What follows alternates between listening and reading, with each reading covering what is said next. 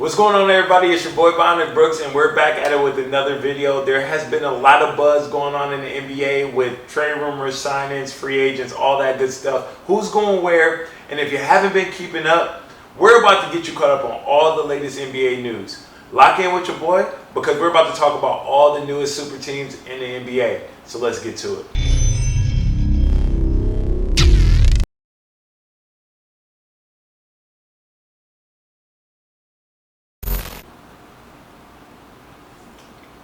Shout out to C4 real quick, man, for keeping me nice and energized with this smart energy. Today we have a lineup of intriguing moves made by some of the league's top teams. Let's get right into it. First, we're going to talk about the Phoenix Suns, and they're making headlines all summer long with some of their recent signings and trades. First, you know we got to talk about this Bradley Beal trade that just happened. The Phoenix Suns being able to get Bradley Beal the way they've been able to obtain him has been amazing. They had to trade Chris Paul and a couple of other role players to get their hands on such an intriguing offensive juggernaut and superstar in Bradley Beal. For years we've been screaming, free Bradley Beal, free Beal. We had to figure out when Bradley Beal was going to get out of such a tough environment in Washington over to a contender to be able to contribute at a high level. We all know what Bradley Beal is capable of doing on the offensive end. He can score on all three levels, he can knock down a lot of shots, and he can create his own offense. So pairing Bradley Beal up with teammates like Kevin Durant and Devin Booker, you know the whole NBA is in for a world of trouble because those three guys on the same team is going to be so tough to guard.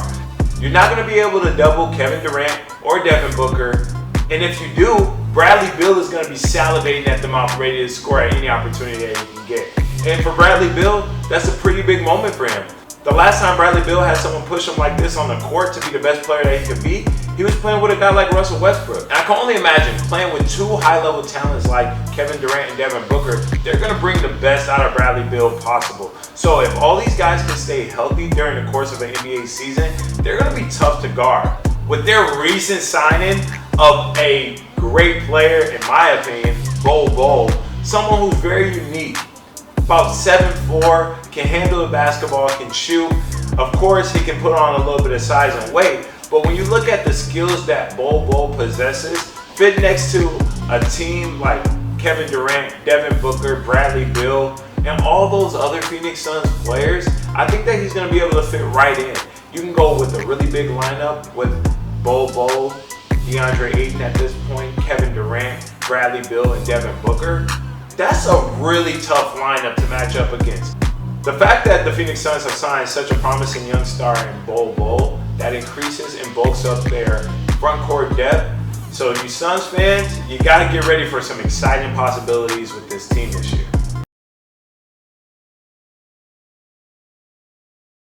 Next, we're going to shift focus to the Boston Celtics. They have been involved in some very interesting moves this offseason. So when you think about it, the Boston Celtics have a great team, a great core, great young players when you think of Jason Tatum and Jaylen Brown. Those guys are definitely a formidable matchup for any NBA team on any given night. They can fill it up, they can create their own shots, they can create for others, but they have certain downfalls and areas of improvement for their team. We've already talked a little bit about the Washington Wizards, and the Washington Wizards have had a fire sale this offseason. The Washington Wizards have told everyone, come get any player you want for whatever price, and we've seen that work out firsthand with the Boston Celtics. The Boston Celtics have been able to acquire Kristaps Porzingis, which really tremendously bulks up their front court depth and also gives them another scoring option on the inside. I think that Kristaps Porzingis is going to be the answer to a lot of their problems. Kristaps Porzingis is a 7-footer who can put the ball on the floor, he can shoot from the three, and he can also protect the rim. So the Boston Celtics have had made some really good moves this offseason, being able to acquire a player like Kristaps Porzingis. One of the biggest things that they've done this offseason as well was got rid of their heart and soul of their team. Marcus Smart was traded to the Memphis Grizzlies in a trade, and no one saw it coming. I don't even think Marcus Smart saw this coming. And we know this business is tough. So Marcus Smart burning up his trade doesn't come as a surprise to anyone because we know how the Celtics operate. They show no loyalty to their players. So trading away a guy like Marcus Smart is tough for the Celtics fan base, but ultimately for Marcus Smart's career, I think that this could be a good step moving forward. But let's also not forget about Grant Williams, a promising young forward who was also moved this offseason. He actually went to the Mavericks. Grant Williams was a key player in the Celtics postseason run these past few years. And, you know, his ability to play defense and score from the perimeter was a big thing that they needed day in and day out. So them losing those two players and pieces takes a little bit of the toughness away from this team. But I think that both and all teams in this cases won with these offseason moves. Now let's talk about the Golden State Warriors, a team that seems to be involved in a lot of different movements this offseason. There were some whispers prior to the season of Jordan Poole and how long he was going to be a part of this core. We talked about the Golden State Warriors building their young core up and the future of their team being Jordan Poole, Jonathan Kuminga, and James Wiseman. This offseason, we've seen that the only young player that they really found value in like that is Jonathan Kuminga. All right, get lost, all of you. You're fired. Go on, scram. Get out of here, you moochers. That's right. Keep moving. You know what? Yeah. Except you. You stay. Because we saw James Wiseman was traded away earlier this season, and now recently Jordan Poole has been traded away for Chris Paul. 3 to 5 years ago, if you would have asked me or anybody in this basketball space if Chris Paul and Stephen Curry would be teammates, they would tell you never in a million years would these guys ever team up. But for the 2024-2025 NBA season, we're going to see Chris Paul and Stephen Curry playing on the same team. We saw that there were some chemistry issues, there were some locker room issues with Jordan Poole and some of the other Golden State Warriors, and it wasn't just Draymond Green. We saw his body language on the bench, on the sideline. So I think that this fresh start is going to be very important for Jordan Poole in his career, and I think we're going to see some really good things from him, with him being more of a focal point of the offense of the Washington Wizards as they rebuild. Picking up a guy like Chris Paul for exchange for a guy like Jordan Poole, I think that that's a win-win situation for the Warriors.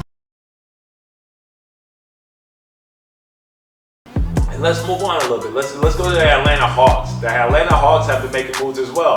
Although trading away John Collins, you know, you might look at that move like, why did they trade away such a young player? Think about it. I feel like John Collins and his impact on this team, yes, he can defend. He can, you know, be a person who can catch alley-oops, can, you know, be a threat in that way.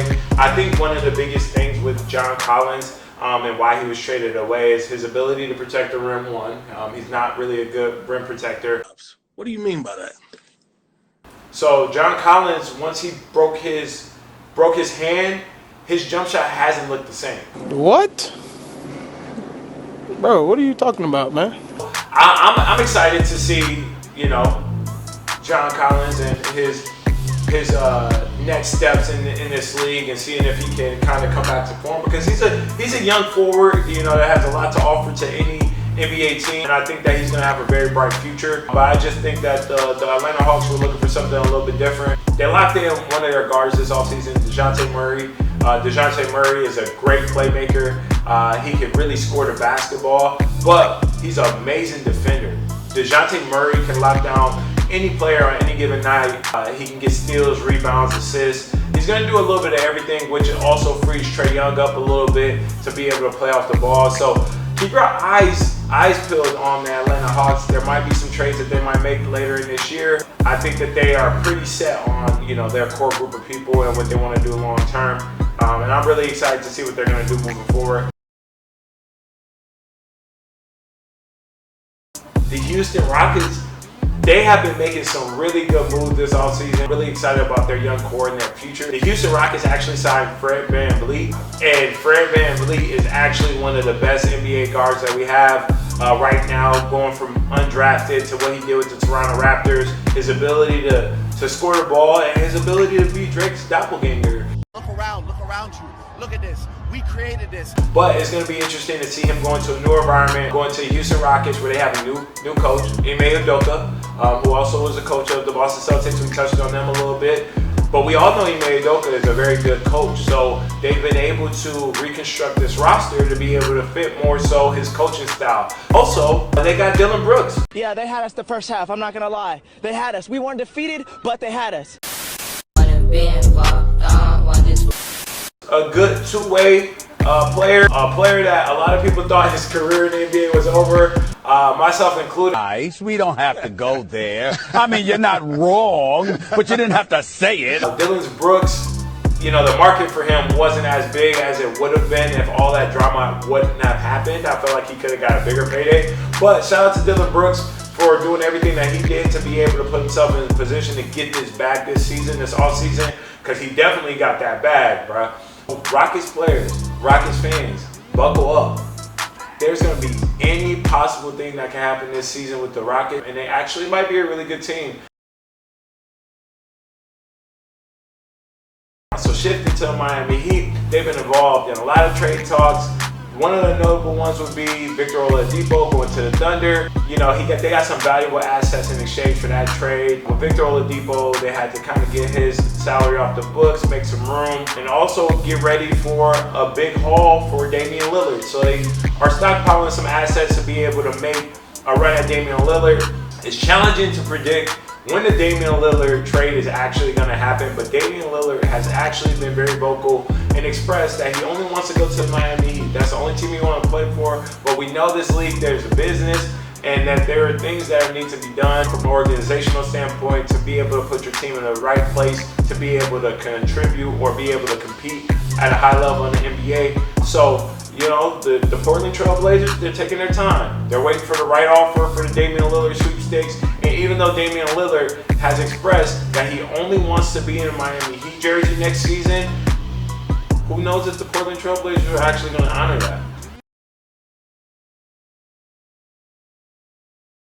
Last but not least, let's talk about the Portland Trail Blazers. And our knowledge on this whole situation is very minimal because we don't know where Damian Lillard is actually going to end up. But the Portland Trail Blazers have done some pretty good things this offseason. They've been able to lock in Jeremy Grant long term. They've also signed and drafted a very good player in Scoot Henderson. So we look at all the possibilities of the Portland Trail Blazers and what they might look like next year, but we're not going to be able to really gauge what's going to happen until after this Damian Lillard move is made. Blazer fans, keep your hopes up and stay tuned for any surprising development in this Damian Lillard sweepstakes. I'll be praying for you guys, but hopefully y'all will have a really good team around Scoot Henderson next season. Hey, ain't nobody trying to hear that. But that wraps up our roundup of the NBA trade rumors and signings for this offseason. If any new developments come up before the start of the season, make sure y'all tap in with your boy Bionic Brooks, because I will be bringing all the latest news, signings, free agents, all that good stuff. So make sure y'all comment any of y'all predictions or what y'all like to see happen in the NBA or your thoughts on this offseason. But don't forget to like and subscribe for more exciting NBA content. Thanks for watching, and if y'all see me out in the streets, make sure y'all say what up. Peace.